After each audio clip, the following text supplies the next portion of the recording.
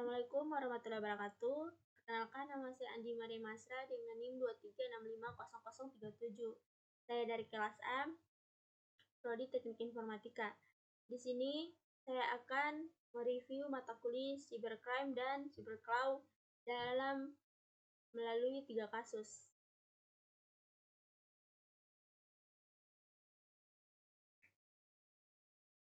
Jadi di sini ada 3 divisi Cybercrime dan Cyberlaw. Pertama, pengertian Cybercrime dan Cyberclaw. Cybercrime itu adalah kejahatan di dunia digital, sedangkan Cyberclaw mengatur hukum siber secara umum. Dan kedua, peran mata kuliah. Jadi mata kuliah ini penting untuk memahami aspek hukum yang berlaku dalam dunia siber. Yang ketiga, tujuan dan ruang lingkup, yaitu pembelajaran fokus pada pemahaman materi dan aplikasi hukum dalam konteks cybercrime. Kita masuk di sejarah dan perkembangan cybercrime. Di sini ada 2024, 2025, dan 2026. Yang 2024 itu yaitu evolusi kejahatan siber, yang dimana kejahatan siber berkembang dari bentuk sederhana hingga kompleks seiring waktu berjalan. Yang 2025 yaitu perkembangan regulasi hukum, yang dimana regulasi hukum ini semakin ketat untuk mengatasi berbagai modus kejahatan siber yang terus berkembang. Dan yang ketiga, 2026, dampak globalisasi dan internet, yang dimana internet dan globalisasi mempercepat penyebaran kejahatan siber secara global dan multifaset. Kita masuk di relevansi penguasaan Cyberclaw dan Cyberclaw bagi mahasiswa. Di sini ada 3. Yang pertama, keuntungan karir profesional. Jadi, memahami Cyberclaw ini untuk membuka peluang kerja di bidang hukum dan teknologi digital secara luas. Dan kedua, peran mahasiswa sebagai agen, yang dimana mahasiswa berperan penting membawa perubahan positif dalam ekosistem digital melalui pengetahuan hukum. Dan yang ketiga, tantangan hukum siber di Indonesia, yang dimana penegakan hukum siber di Indonesia menghadapi kendala regulasi dan pengawasan teknologi yang cepat berkembang.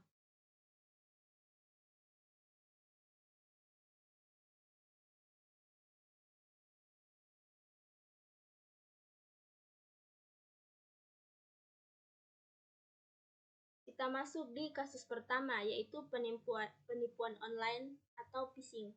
Memahami dan menghindari phishing online. Kita masuk di kronologi kasus penipuan online. Yang pertama, step 1.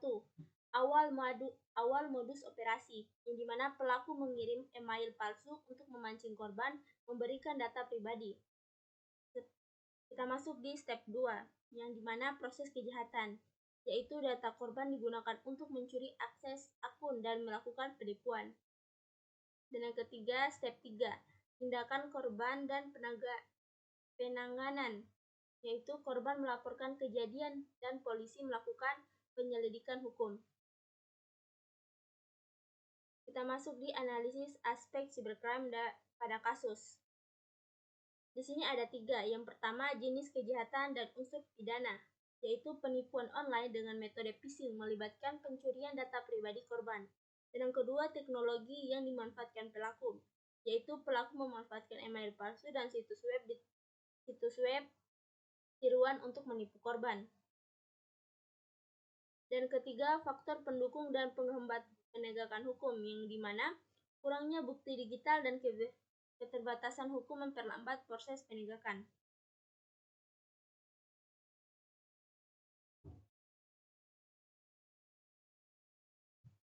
Kita masuk di implikasi Cyberclaw. Di sini ada 4 penjelasan. Yang pertama, kekuatan hukum, yang dimana ketentuan hukum yang berlaku memberikan perlindungan kuat terhadap korban penipuan online dengan dasar hukum yang jelas, memberantas pelaku secara efektif, serta meningkatkan kesadaran masyarakat tentang cybercrime. Dan yang kedua, kelemahan aturan, di mana terdapat kelemahan dalam aturan dan implementasi yang menyebabkan penegakan hukum kurang maksimal, seperti kurangnya koordinasi antar lembaga dan minimnya sumber daya untuk mengusut kasus dengan cepat. Yang ketiga, peluang regulasi, yaitu peluang perbaikan regulasi terbuka untuk memperkuat mekanisme pencegahan, memperbarui hukum sesuai perkembangan teknologi, dan meningkatkan kolaborasi internasional dalam memerangi kejahatan siber. Yang keempat, ancaman baru, yaitu ancaman muncul dari modus baru penipuan online yang semakin canggih dan beragam, termasuk teknik phishing terbaru yang sulit dideteksi serta penggunaan teknologi anonim yang mempersulit pelacak pelaku. Kita masuk di kasus kedua, pelanggaran data pribadi, analisis dan dampak pelanggaran data pribadi.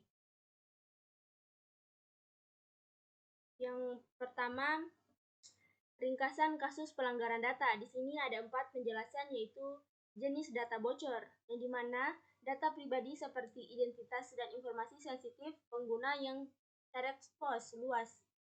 Yang kedua, mekanisme pelanggaran, yaitu penyusupan sistem melalui celah keamanan yang memicu kebocoran data penting. Dan yang ketiga, respons pihak terkait, yaitu perusahaan cepat melakukan investigasi dan memperbaiki sistem keamanan. Dan yang keempat, respon korban, yang dimana korban melaporkan kejadian dan meningkatkan kewaspadaan terhadap ancaman serupa. Kita masuk di proteksi data. Di sini ada 4 penjelasan. Yang pertama, lingkungan politik, yaitu regulasi data pribadi dipengaruhi oleh kebijakan pemerintah yang ketat. Dukungan lembaga negara sangat penting untuk penegakan hukum. Ada penguasaan politik terkait privasi. Kita masuk di lingkungan ekonomi yang kedua, yaitu pertumbuhan ekonomi mendorong investasi di sektor teknologi. Perlindungan data menjadi faktor kunci dalam bisnis digital. Nilai pasar data pribadi terus meningkat. Kita masuk di lingkungan sosial, yaitu kesadaran masyarakat akan perlindungan data, peningkatan drastis tekanan sosial untuk menjaga privasi pengguna singkat kuat. Budaya digital mendorong transparansi dan keamanan. Kita masuk di lingkungan teknologi, yang dimana kemajuan teknologi mempercepat implementasi sistem keamanan data, inovasi dalam enkripsi dan penyimpanan data semakin maju. Perkembangan teknologi mendukung perlindungan dalam data efektif. Masuk di tindakan hukum dan pencegahan pelanggaran data. Di sini ada 3 penjelasan, yaitu langkah hukum pelaku, prosedur pencegahan organisasi, dan peran edukasi dan kesadaran. Kita masuk penjelasan.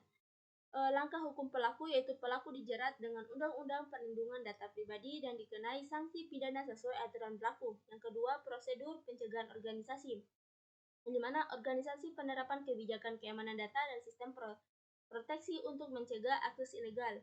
Yang ketiga, peran edukasi dan kesadaran, yang dimana edukasi digital meningkatkan kesadaran masyarakat agar lebih berhati-hati dalam menjaga data pribadi. Kita masuk di kasus ketiga, yaitu penyebaran konten ilegal online.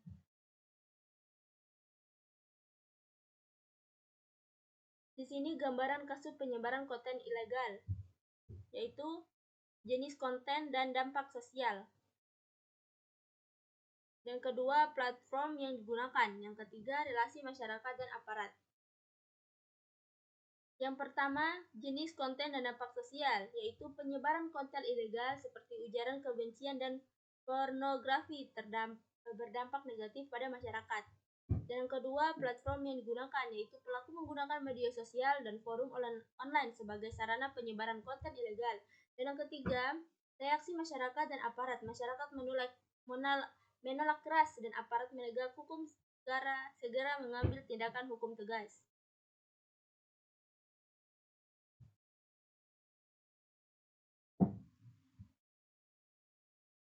Di sini kita masuk regulasi dan penegakan hukum, yaitu comparison in term A. Di sini ada perbandingan hukum nasional dan internasional, dan kelebihan dan kekurangan kebijakan saat ini. Jadi Sistem A itu perbandingan hukum nasional internasional. Hukum nasional fokus pada wilayah negara, internasional atur kerja sama lintas batas. Sedangkan comparison item B itu kelebihan dan kekurangan kebijakan saat ini, di mana kebijakan saat ini kuat di penegakan lokal tapi kurang efektif secara global. Kita masuk di strategi pencegahan dan penanggulangan konten ilegal. Di sini ada 3 penjelasan. Yang pertama, siklus deteksi dan pelaporan, dan kedua, sinergi antara lembaga, yang ketiga, praktik terbaik penegakan hukum. Yang dimana penjelasan pertama, siklus deteksi dan pelaporan. Deteksi konten ilegal ini dilakukan secara terus-menerus dengan laporan dan pengguna sistem otomatis. Dan yang kedua, sinergi antar lembaga, yaitu koordinasi erat antara lembaga pemerintah, penyedia jasa internet, dan pemangku kepentingan lain sangat penting. Yang ketiga, praktik terbaik penegakan hukum, yang dimana penerapan inovasi teknologi dan pendekatan kolaboratif meningkatkan efektivitas penegakan konten ilegal.